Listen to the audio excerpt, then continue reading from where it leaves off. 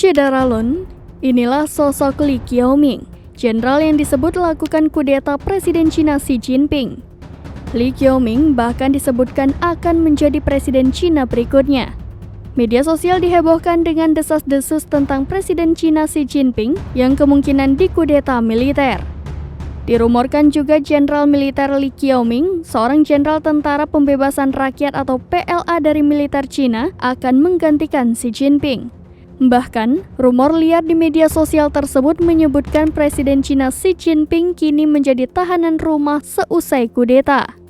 Baik pemerintah Tiongkok maupun Presiden Xi Jinping belum memberikan klarifikasi apapun terkait kabar kudeta militer terhadap Xi Jinping tersebut. Rumor kudeta tersebut terjadi setelah seminggu dua mantan menterinya dijatuhi hukuman karena korupsi.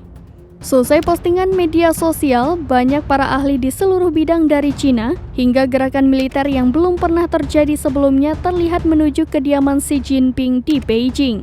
Beberapa video diklaim dari gerakan semacam itu juga menjadi viral di media sosial, namun mereka tidak memberikan konfirmasi resmi. Sejumlah pengguna media sosial dari Cina mengatakan bahwa kudeta memang benar adanya.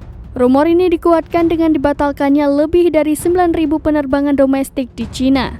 Beberapa bahkan mengatakan Panglima Militer Jenderal Li Qiaoming akan menjadi presiden berikutnya.